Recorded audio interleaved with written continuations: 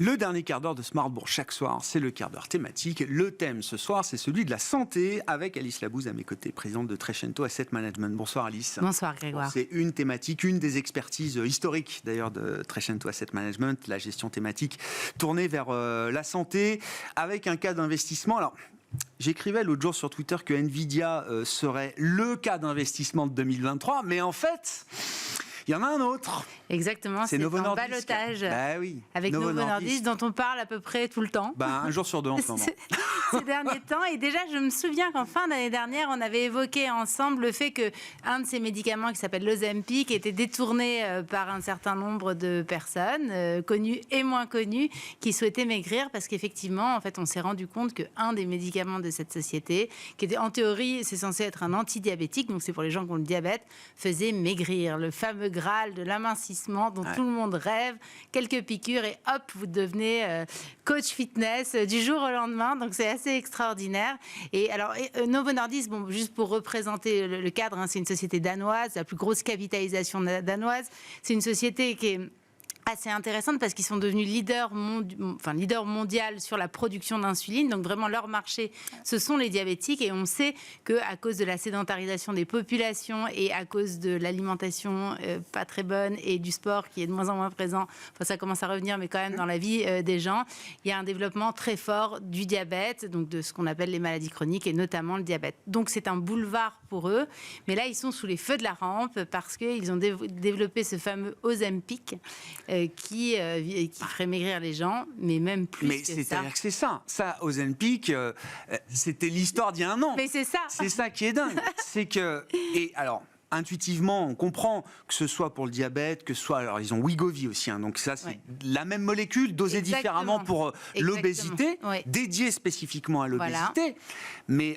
On voit bien le nombre de pathologies, de comorbidités associées à l'obésité, au diabète, etc. Et donc là, ils sont en train de repousser les frontières en permanence pour voir jusqu'où ces molécules, Ozempic ou Wegovy, sont capables d'apporter des bienfaits. Évidemment, étude après étude. Une fois que vous avez démontré que vous arrivez à faire maigrir les gens, vous démontrez que vous êtes capable de faire en sorte qu'ils aient moins de maladies cardiovasculaires ou de problèmes d'arrêt cardiaque ou ce genre de choses. Évidemment, les gens sont plus minces, donc en théorie, il y a moins de maladies cardiovasculaires.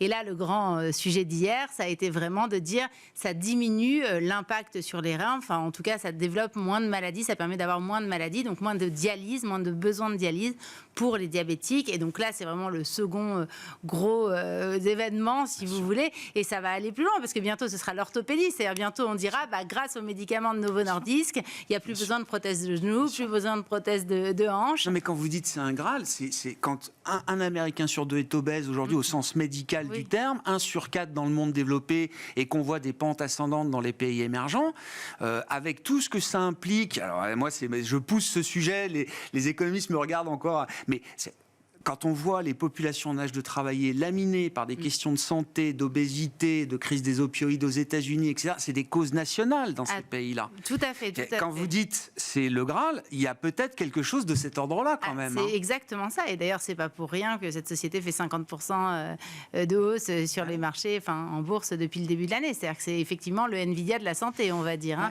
Et c'est vrai que il y a quand même 1 milliard d'obèses dans le monde, donc c'est pas moi qui le dis, c'est l'Organisation mondiale de la santé. Donc le marché est colossal et puis petit à petit, ça a quand même un impact boursier positif pour Novo, mais alors pour le coup très négatif pour le reste du secteur de la santé. Alors ça renforce encore plus, je trouve, la crédibilité qu'on a autour de cette histoire Novo Nordisk et de voir que des secteurs baissent chaque fois que Novo annonce quelque chose de nouveau. C'est bien l'idée que le marché prend en considération quand même cette...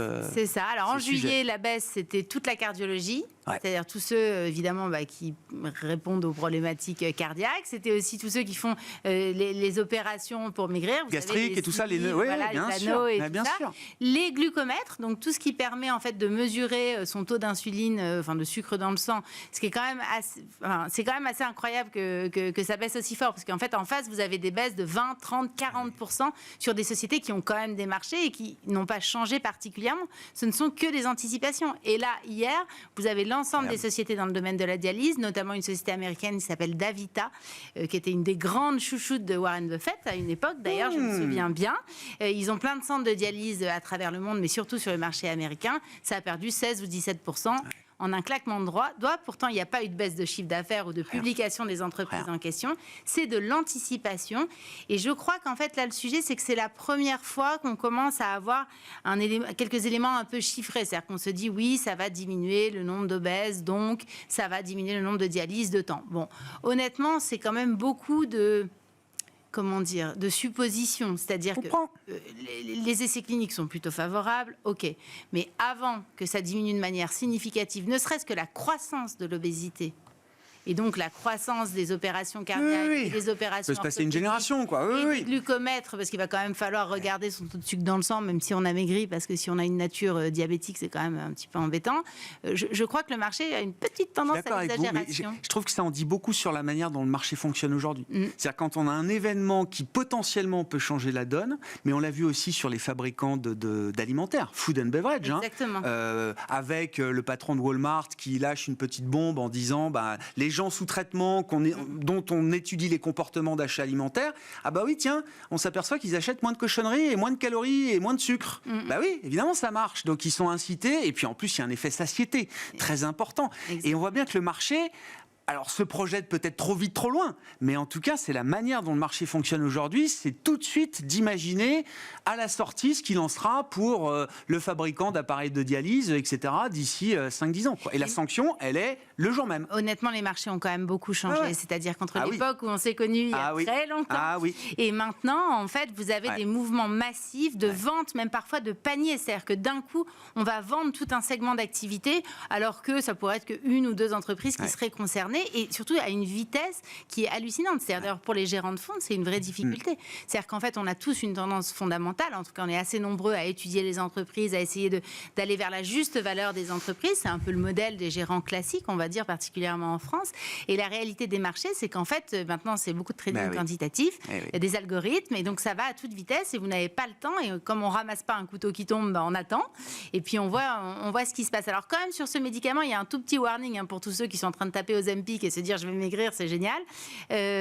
Sachez tout de même que le problème, en tout cas statistiquement, vous reprenez le poids quand vous arrêtez. C'est traitement à vie. Non, il faut quand même le dire aux gens parce que c'est important. Non. Wegovy qui est dédié encore une fois au traitement de l'obésité. C'est encadré sur le plan médical. Là pour le coup, Wegovy ça doit se prendre sous prescription c'est ça. quand même. En fait, c'est une injection et c'est traitement à vie. On traite l'obésité comme une maladie chronique. Voilà, exactement, ce qui est quand même incroyable. Alors sinon, il faut évidemment faire évoluer son mode de vie, manger plus sain, faire du sport et faire attention. Mais quand même, ça on peut tout faire ensemble. J'imagine qu'un médecin va recommander quand même aussi aux patients Un des grands sujets, ça a été le fait que beaucoup de médecins ont commencé surtout à donner ces médicaments hors autorisation de mise sur le marché. Et donc, en fait, ça a créé une rareté. Ce buzz. Ça a créé du buzz. On l'avait dit ensemble, un hashtag de plus de 500 millions de fois. Si vous voulez, les influenceurs sont passés par là. Non, mais bien sûr. Et pas que Elon Musk aussi a fait la pub. Donc ils sont un certain nombre. Et tout le monde a voulu prendre ce médicament. Du coup, ça a créé un effet rareté sur ce produit qui, au démarrage, est quand même pour les diabétiques. C'est-à-dire la molécule initiale, c'est pour des gens qui ont vraiment besoin, les diabétiques de type 2 qui ont besoin. Donc c'est une vraie saga, cette histoire. Et en fait, finalement, ça fait pas trop du bien pour l'instant à la santé, qui est un secteur qui fonctionne pas cette année. Alors déjà que c'était un secteur qui était un peu délaissé parce que il y a plutôt un attrait pour le risque cette année, donc on va faire monter la tech particulièrement, vous voyez. Mais donc déjà c'était un peu délaissé, mais alors là, avec ce fameux traitement qui soignerait quasiment tous les maux, bientôt on va pouvoir ne plus avoir de rides grâce au traitement de Novo Nordisk. C'est sûr qu'on s'emballe, mais encore une fois, il y a quand même quelque chose et des signaux faibles qui s'accumulent. Peut-être qu'il y a des choses qui sont en cours de bouleversement dans ce domaine-là. Ça me fait penser à l'IA générative. Quand ChatGPT arrive, alors Nvidia, boum, et puis toutes les boîtes de tech, de services informatiques se font massacrer parce qu'il n'y aura plus besoin de codeurs, il n'y aura plus besoin d'ingénieurs. ChatGPT fera tout à leur place, quoi. C'est vraiment la destruction créatrice schumpeterienne. Et d'ailleurs, dans la santé, puisque nous, on a un fonds sur la santé depuis 12 ans, en fait, c'est incroyable le bouleversement qu'on a observé sur tous les secteurs de la santé avec l'arrivée de la robotique, avec l'arrivée de l'intelligence artificielle. Par exemple, à l'époque où on a démarré, les robots chirurgicaux, c'était vraiment quelque quelque chose de marginal. Ouais. Aujourd'hui, 50% des opérations aux États-Unis sont faites avec un robot chirurgical. 12 ans après. C'est pour vous donner une idée. Deuxième. L'adoption, il y a une vitesse d'adoption incroyable. Incroyable. Et le matériel médical, par exemple, notamment tout ce qui est cardiologie, mais aussi orthopédie, les prothèses de hanche, de genoux. Maintenant, vous avez des systèmes ultra miniaturisés où on peut opérer des gens qui étaient inopérables parce qu'on va passer par l'artère de la jambe avec un tout petit cathéter. On va replier le petit dispositif médical en tout petit qui va ensuite s'ouvrir même dans le cœur. C'est extraordinaire. Des valves cardiaques comme ça qui s'ouvrent, la valve aortique, on le sait. Enfin, je veux dire, c'est dingue en fait les innovations dans la santé. Alors là, c'est un choc pour le secteur. Il va falloir que le secteur se réorganise, qu'on mesure véritablement l'impact parce que là, le marché. Bien sûr, oui.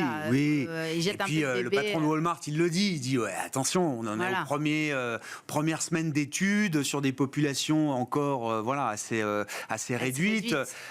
On verra quelle ampleur ça prend. Mais il y a quand même des chiffres, effectivement, qui montrent qu'il peut y avoir des changements de comportement. Et c'est un mouvement profond. C'est-à-dire que l'IA, dont on parle depuis encore plus depuis le début de l'année, mais l'IA est en train de bouleverser tous les secteurs de l'économie. Et donc, ça peut aller très vite, très fort. Et on le sent bien. C'est pareil pour ce fameux traitement qui est un peu le couteau suisse. Avec des marchés ultra sensibles à ce genre de phénomène de rupture aujourd'hui, ou de rupture potentielle. Mais ça, on le sent très bien. Un stratégiste me disait, les marchés aujourd'hui sont programmés pour jouer le endgame. On joue tout de suite la fin de l'histoire partant d'une nouvelle qui peut potentiellement créer une disruption. Et puis, on verra. Exactement. Dans l'intervalle, on s'ajuste. Est-ce qu'on a eu raison? Est-ce qu'on a eu tort? Est-ce qu'on a trop vu ou pas assez? Etc. Mais tout de suite, il y a la réaction en première intention de jouer l'histoire totale. C'est ça. Alors après, pour ceux qui ont envie d'aller sur le matériel médical, qui est quand même un secteur en croissance avec de l'innovation, comme on vient de l'évoquer, la bonne nouvelle, c'est que ça a baissé. Donc, la bonne nouvelle, c'est qu'on est en termes de valorisation en dessous des indices américains, donc du S&P 500, ce qui est extrêmement rare. En général, en dessous. En termes de la medtech est moins valorisée que le S&P aujourd'hui. Exactement. Et en général, il y a plutôt une prime de 25%. Donc, pour celui qui rentrerait maintenant sur le marché, peut-être commencer à regarder petit à petit pour investir sur ce secteur. Parce que ça reste un secteur en croissance, innovant et qui est indispensable au développement de l'humanité. Merci beaucoup Alice, merci d'avoir été avec nous pour ce quart d'heure thématique dédié à la santé et à l'histoire de Novo Nordisk qui restera avec Nvidia, les deux N, les deux histoires de 2023 sur le plan boursier et sur le plan de la révolution technologique. Alice Labouze, présidente de Trecento Asset Management qui était avec nous en plateau pour ce dernier quart d'heure de Smart Bourse ce soir.